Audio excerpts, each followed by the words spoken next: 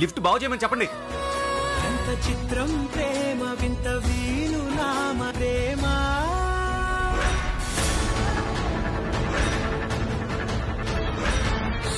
ఆగు, ఏయ్, ఆగు. ఆగవే. నన్నే కొడతావా? చూడు నేనేం చేస్తాను.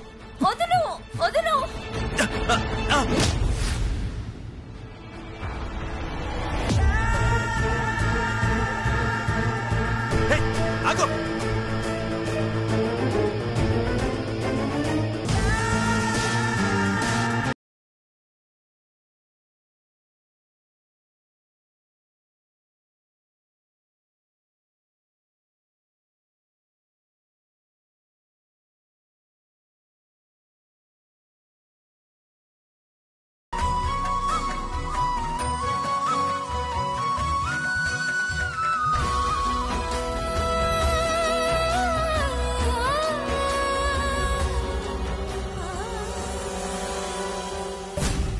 లిఫ్ట్ కొంచెం technical problem. Sorry madam. Sorry sir. Problem వచ్చిందో కావాలని చేసిందో తెలుసుకోలేనంత అమాయకురాలి కాదురా.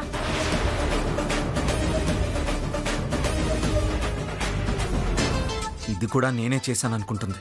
ఎవర్రా బాబు ఈ అమ్మాయి?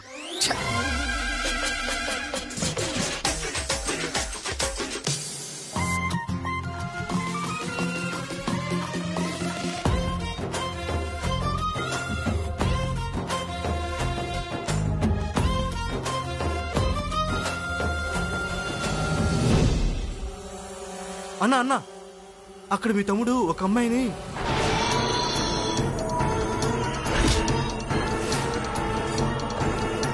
ప్లీజ్ నీకు దండం పెడతాను, నన్నేం చేయకు.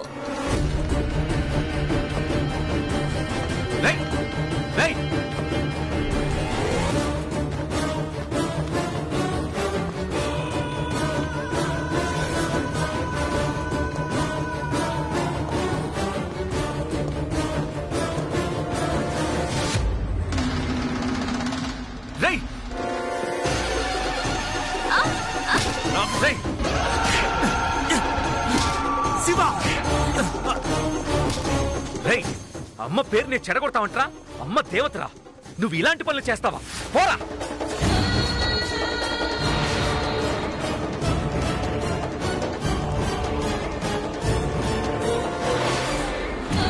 నన్ను వదిలేయండి, మీకు దండం పెడతాను.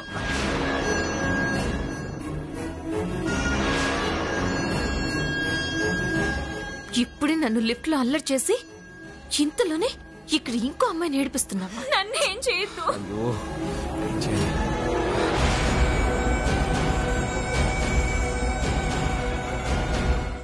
ఇక్కడ మంచినీళ్ళు తీసుకొస్తాను, నువ్వు ఏడొద్దు.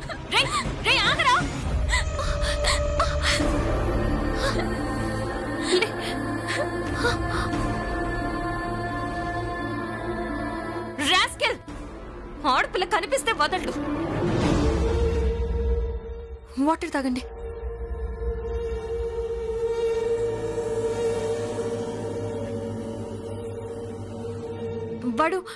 వాడు అమ్మాజీ కొడుకే కదా? అమ్మాజీ కొడుకు మీద చెయ్యేస్తావా? అవును. ఇలాంటి వాళ్ళని అస్సలు వదలకూడదు, శిక్ష పడాల్సిందే. పోలీస్ కంప్లైంట్ ఇద్దాం పద. పోలీస్ కంప్లైంట్ వద్దు వద్దు వద్దు. ఇలా అందరూ పోలీస్ కంప్లైంట్ ఇవ్వడానికి భయపడ్డం వల్లే వాడలా అమ్మాయి జీవితాలతో ఆడుకుంటున్నాడు. ఒక్క కంప్లైంట్ ఇస్తే మళ్ళీ జీవితంలో ఏ అమ్మాయి జోలికి రాడు. వద్దు, వాడశ్రీ మంచి వాళ్ళ లేడు. కంప్లైంట్ ఇచ్చాక మళ్ళీ ఏమన్నా చేస్తాడు. కంప్లైంట్ ఇవ్వకపోతేనే ఏదో ఒకటి చేస్తాడు.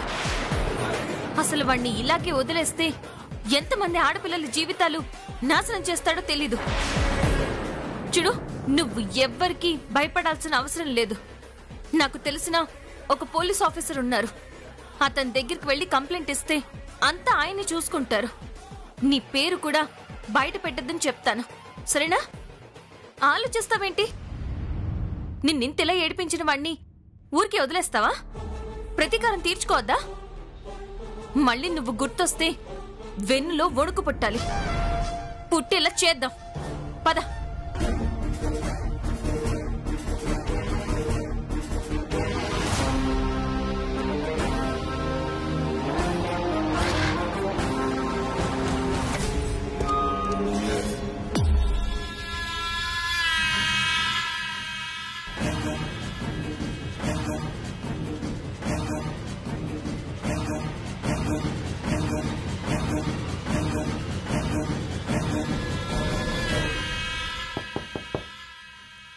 Excuse me sir.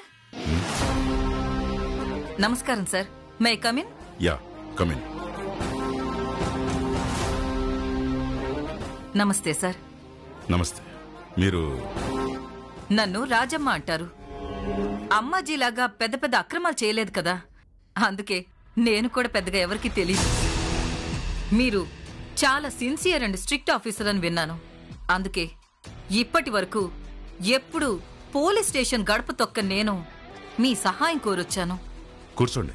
Thank you.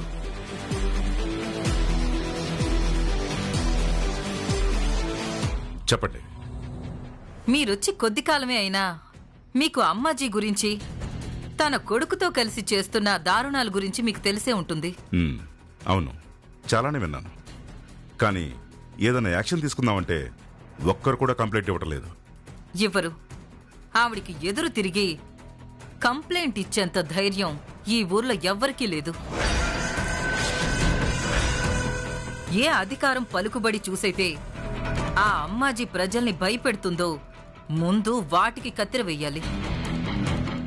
అందుకే 15 ఏళ్లుగా గుడి ట్రస్టీ చైర్మన్ గా ఏకఛత్రాధిపత్యం వహిస్తున్న ఆ అమ్మాజీని దించడానికి కోర్టుకు వెళ్లి ఈసారి ఎలక్షన్స్ వచ్చేలా చేశాను.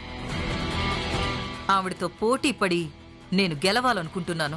దానికి నేను ఏ రకంగా సహాయం చేయగలను? ప్రత్యేకించి నాకు అనుకూలంగా ఏమీ చేయనవసరం లేదు.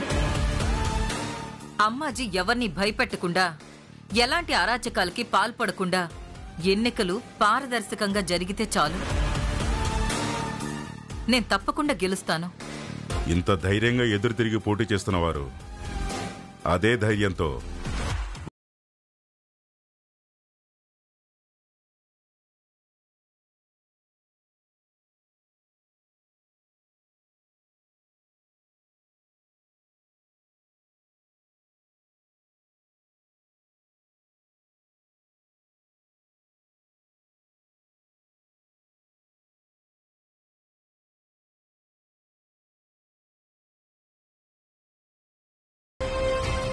కుప్పలు తెప్పలుగా వచ్చి పడతాయి కంప్లైంట్లు. రా వెళ్దాం. నాకెందుకు భయంగా ఉంది. ఇక్కడి వరకు వచ్చి ఇప్పుడు భయం అంటావేంటి? ఈ రోజు అల్లరి చేసిన వాళ్ళు కంప్లైంట్ ఇస్తే ఇంకేం చేస్తారో. అందరూ ఇలా భయపడుతున్నారు కాబట్టి వాళ్ళు ఆగడానికి అంతే లేకుండా పోతుంది. ఎదురు తిరిగి కంప్లైంట్ ఇస్తే మళ్ళీ ఏ అమ్మాయి జోలికి పోరు. అయినా నీ గురించి చెప్పొద్దని సీఐ గారికి చెప్తానన్నాను కదా, ఇంకెందుకు భయం? పద.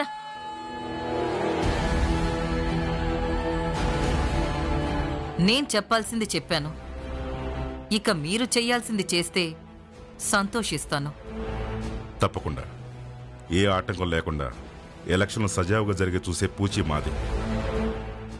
అలాగే ఉంటానండి సీఏ గారు. మంచిది. నమస్తే.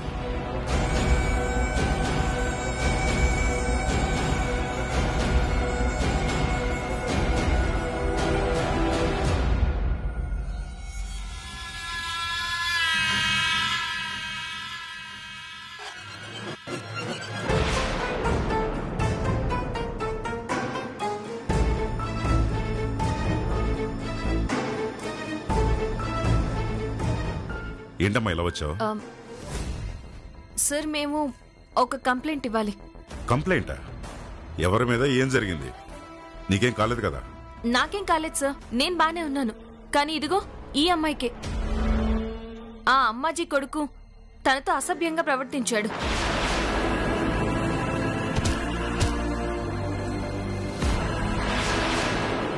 అల్లరి చేశాడు. సమయానికి నేను వెళ్ళాను కాబట్టి సరిపోయింది. లేకపోతే ఏం జరిగిదో ఊహించుకుంటేనే భయం వేస్తుంది సార్.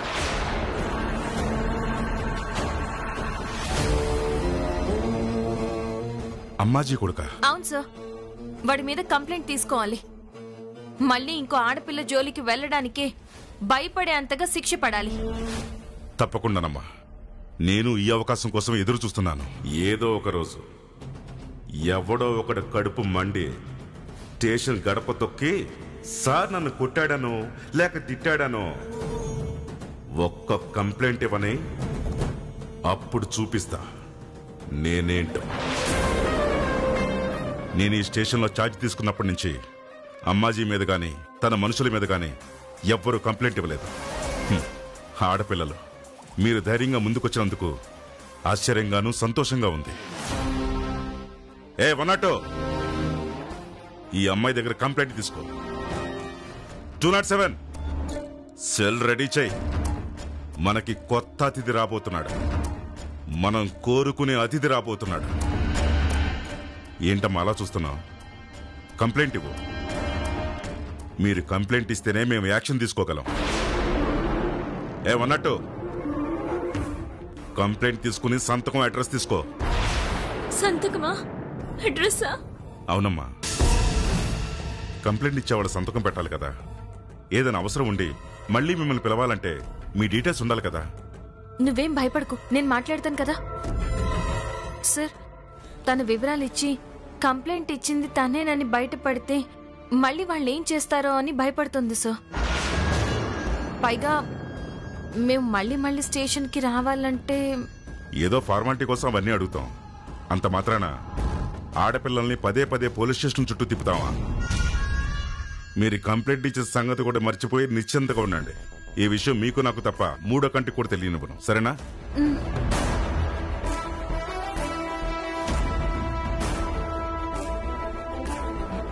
పేరు చెప్పమ్మా. దేవి.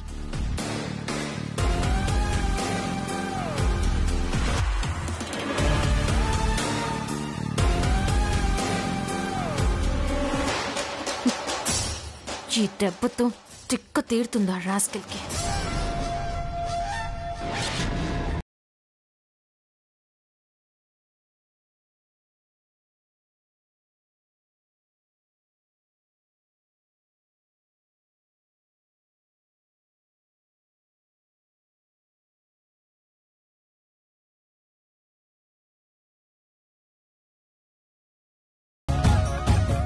అన్నయ్య బాగున్నారా? ఏమ్మా బాగున్నావా? మేం బాగానే ఉన్నాం. ఉన్న పళంగా రమ్మని కబురు పంపారు. ఏమైంది? అంతా క్షేమమే కదా? ఇక్కడ అందరం క్షేమమే అన్నయ్య. నువ్వు అనవసరంగా కంగారు పడినట్టున్నావు. అర్జెంట్ గా ఫోన్ చేసి రమ్మని చెప్తే కంగారు పడకుండా ఎలా ఉంటావమ్మా? మీరు కంగారు పడేంత ఇక్కడ ఏం జరగలేదు. కొంచెం ప్రశాంతంగా ఉండండి. రండి, రామ్మా, రండి.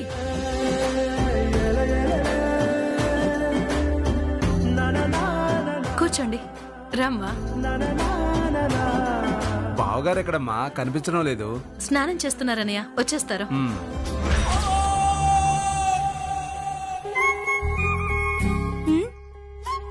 ఏంటి అటు ఇటు దిక్కులు చూస్తున్నావు? ఓ, నీ బావ గురించా? వస్తాడు. కొంచెం ఓపిక పట్టు. వాడొచ్చాక నీ కొంగు కట్టిస్తా. అప్పుడిక ఈ ఎదురు చూపులు దొంగ చూపులు చూడాల్సిన అవసరమే ఉండదు.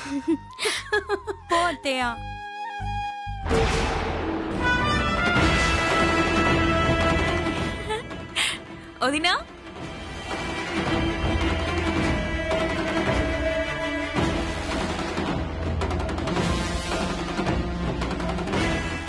ఏమన్నా చాలా దినాలకు వచ్చినావే? ఉన్నట్టుండి ఊడి పడినావంటే పెద్ద కథనే ఉండుంటాది. అది మన శివకి పెళ్లి చేయాలనుకుంటున్నాం కదా, అందుకే ఆ విషయం మాట్లాడటానికి మా అన్నయ్య గారిని పిలిపించాను.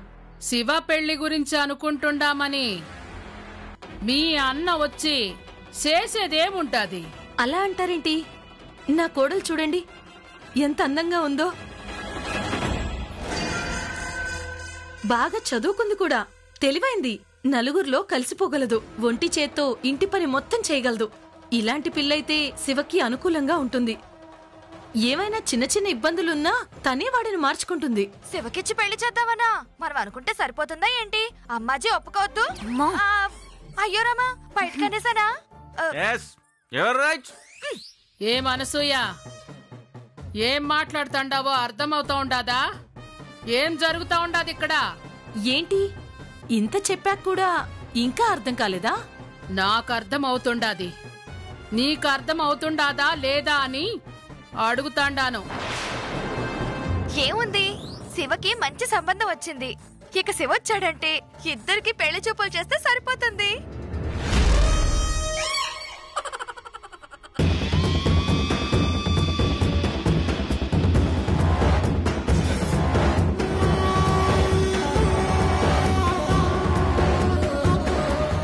పెళ్లి గురించి అనుకున్నప్పటి నుండి నా కొడుక్కి నా మేనకోడల్నిచ్చి చెయ్యాలనిపించింది. అందుకే మా అన్నయ్యని పిలిపించాను. నీ బిడ్డని ఇయ్యనీకొచ్చినావా? ఏం అర్హత ఉండాదని మా శివకి నీ బిడ్డని ఇయ్యాలనుకుంటాండావు? నీ తాహతేంది, మా తాహతేంది? ఎట్టా నీ బిడ్డకి నా బిడ్డకి ముడి పెడదామనుకుంటాండావు?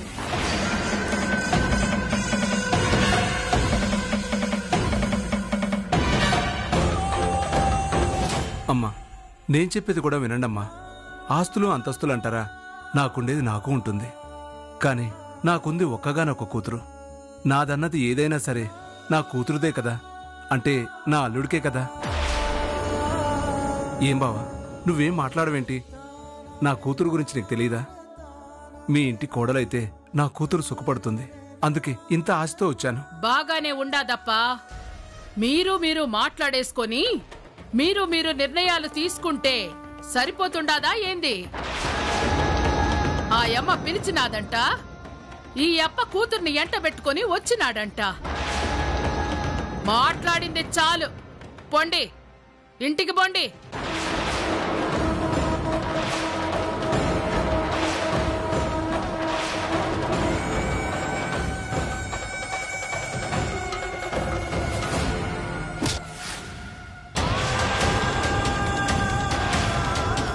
చెప్తుంటే అర్థం కావడం లేదా?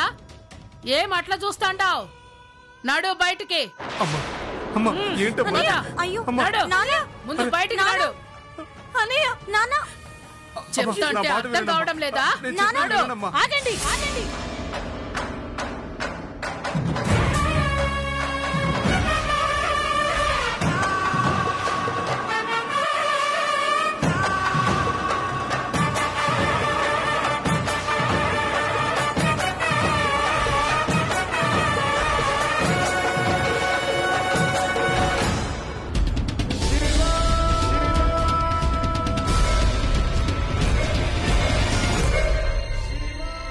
నా కొడుకు సంబంధం గురించి మాట్లాడటానికి నా అన్నొచ్చాడు, నా కోడలొచ్చింది.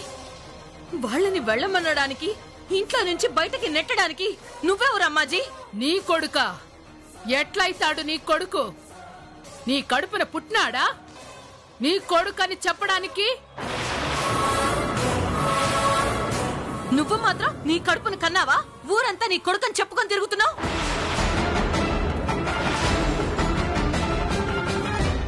ఇది కూడా పాయింటే కదా. అయ్యరమ్మా, బయటకు అనేసానా? నా కొడుకు కాకపోవచ్చు, నీ కొడుకు ఎట్లా అవుతాడు? నా కడుపున పుట్టకపోయినా నాకు వాడికి రక్త సంబంధం ఉంది. వాడు నా అక్క కొడుకు.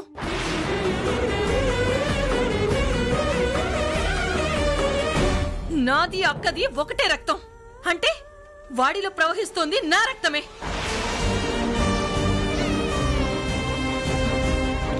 పేరుకి సవత తల్లినే అయినా నేనే తల్లినవుతాను.